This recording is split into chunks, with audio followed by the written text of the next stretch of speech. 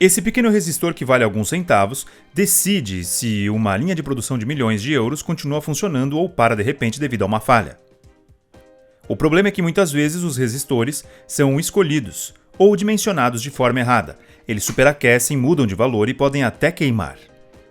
Neste vídeo vamos ver juntos por que isso acontece, como um resistor realmente funciona dentro do circuito e como escolher o certo para não destruir LEDs, fontes de alimentação, placas e painéis elétricos. No final também faremos um experimento extremo. Vamos levar um resistor subdimensionado ao limite para que você possa ver, com seus próprios olhos, o que acontece quando errar o cálculo. Enquanto isso, vou deixar uma pergunta. Se eu tiver uma bateria, um resistor e depois um LED conectados em série, o resistor deve ser colocado antes ou depois do LED? Você verá a resposta em breve. Então, se você está assistindo a este vídeo, nosso conteúdo provavelmente é útil para você. Ainda assim, muitos de vocês ainda não estão inscritos no canal. Assinar é uma maneira simples de apoiar nosso trabalho e não perder nossos próximos vídeos técnicos ou instrutivos. Basta um clique, mas faz a diferença para nós. Assine e torne-se parte da comunidade, porque juntos compartilhamos conhecimento industrial. Obrigado. O que é um resistor e o que ele realmente faz? Vamos começar pelo básico. Um resistor é um componente que dificulta o fluxo de corrente. Vamos pegar o circuito como exemplo. A bateria fornece o símbolo de tensão V medido em volts. É o empurrar, a força total entre positivo e negativo que faz os elétrons fluírem. Em vez disso, o símbolo atual é medido em amperes. Amperes indica quanta corrente passa no fio, ou seja, quanto de carga elétrica flui a cada segundo. Em termos simples, mais amperes equivale a mais fluxo de corrente. Agora o resistor entra em ação, indicado pelo símbolo R e medido em ohms. É o componente que limita quantos amperes podem fluir no circuito. Quanto maior a resistência, menos corrente pode passar. Um diagrama elétrico você o reconhece pelo símbolo, um retangular nas lixadeiras europeias e um zigue-zague nas americanas. A fórmula apresentada é chamada de lei de Ohm. Voltagem é igual a resistência vezes a corrente.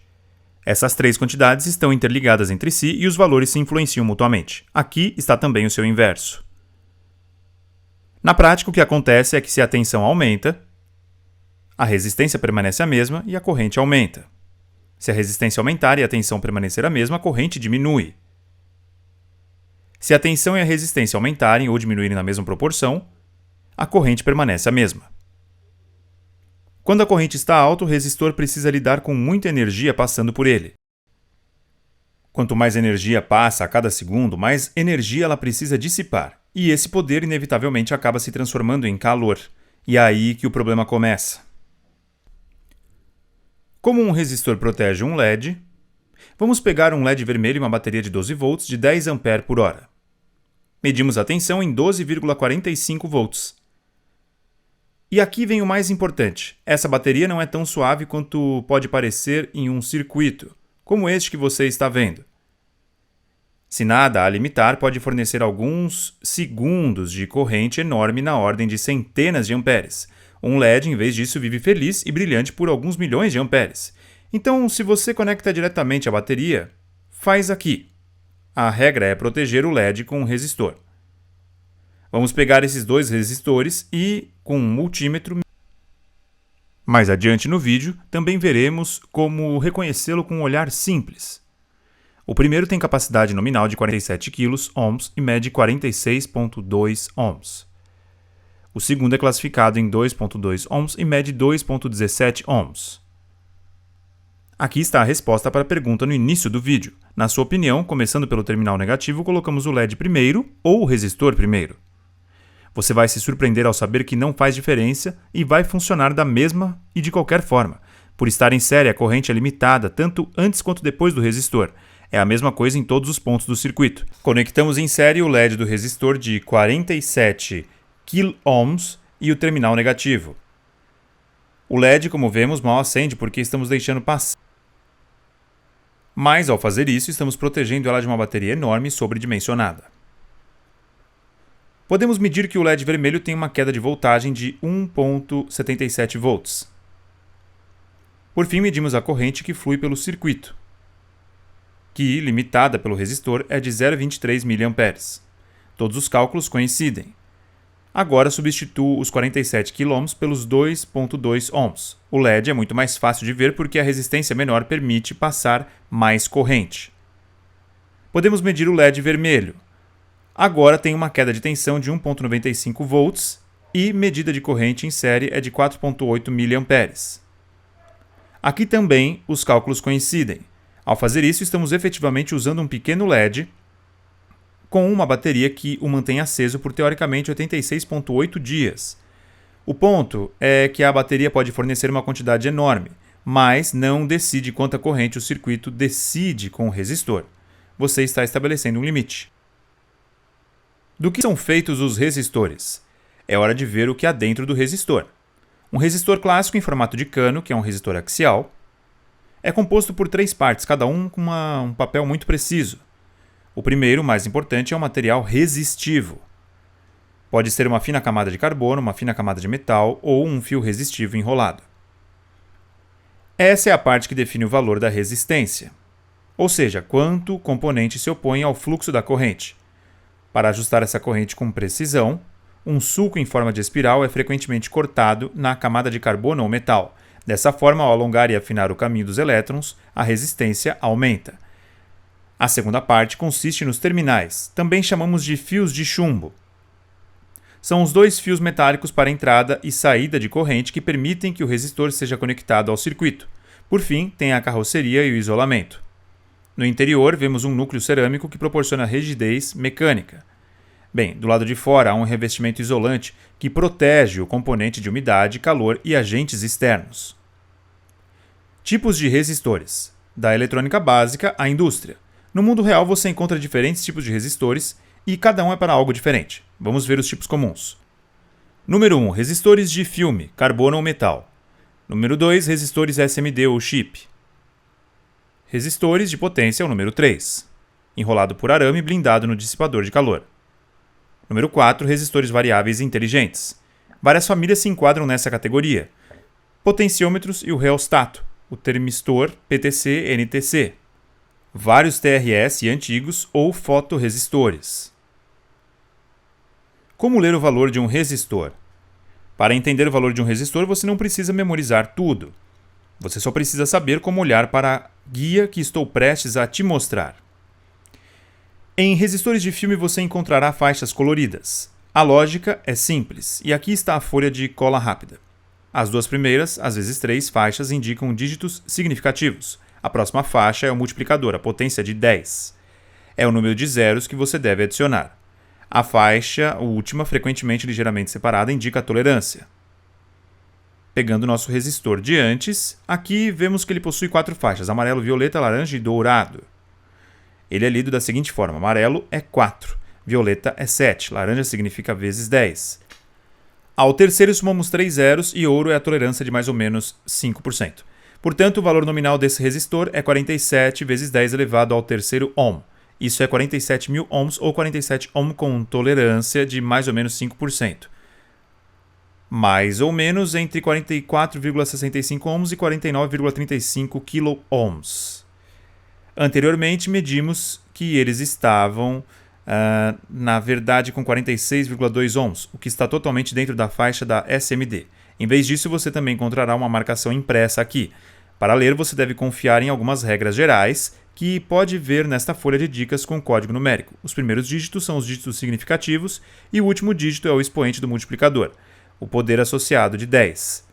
É o número de zeros que você deve adicionar. Por exemplo, nessa placa você vê um resistor marcado para 872.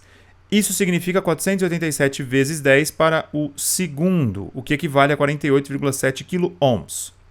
A letra R aparece diretamente e indica o ponto decimal ou a vírgula no valor em ohms. Como nesse outro resistor, um R3. Aqui o R atua como vírgula, então é 1,3 ohms. Em alguns casos, outras letras também podem aparecer como K ou M, indicando diretamente milhares ou milhões de ohms. Tamanho. Quando só 0,1 watts a mais destrói o seu circuito. Um resistor queima por um único motivo. Você faz com que ele funcione além da potência nominal e esses watts se tornam calor. Aqui usamos um resistor de 100 ohms. Sabemos com certeza que é 1 watt por motivo trivial. É um dado fundamental escrito na marcação e na ficha técnica. No circuito de resistores LED da nossa bateria, a energia que o resistor precisa eliminar é calculada assim. A potência dissipada pelo resistor é igual ao quadrado da diferença entre a tensão da bateria e a tensão através do LED dividido pelo valor do resistor. Antes medimos a bateria em 12,45 volts e o LED em 1,95 volts. Assim, 10,5 volts permanece em todo o resistor. E fazendo as contas, você obtém 1,1 watts. Agora, 1,1 watts no papel parece um pouco mais que um ponto, mas na realidade significa esquentar bastante. E aqui tudo muda. Comparado ao experimento anterior, com Ohm Killer de 2,2, estávamos em 4,8 mA e o LED estava satisfeito aqui. Em vez disso, estávamos com 105 mA, mais de 20 vezes a mais. Infelizmente, na verdade, o LED não funciona mais porque queimou instantaneamente. Nem teve tempo de brilhar porque não a protegemos. Podemos nos despedir dele neste momento. Vamos refazer o experimento sem o LED. Apenas o resistor na bateria. Agora o resistor passa 124,5 mA e 1,55 watts de potência. Apenas uma vez e meia do que foi projetada para isso. Agora vamos realmente medir o que acontece sem teoria. Cronometre, termômetro. Vamos ver quanto ele esquenta e quão rápido a temperatura sobe. Com o circuito aberto, o resistor está em 19,4 graus Celsius. Temperatura ambiente. Está tudo normal.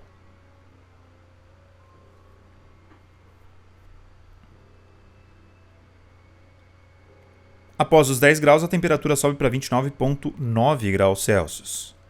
Na sua opinião, em que temperatura o resistor assim deve funcionar? Vamos chegar nisso em breve.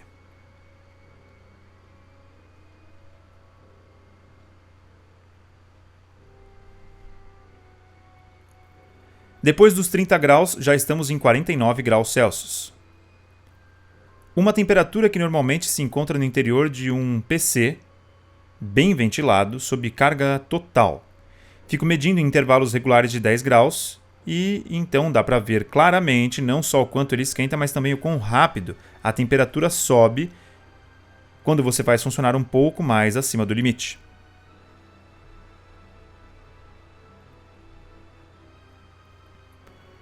Em 1 minuto. Até agora, o resistor já ultrapassou 90 graus Celsius.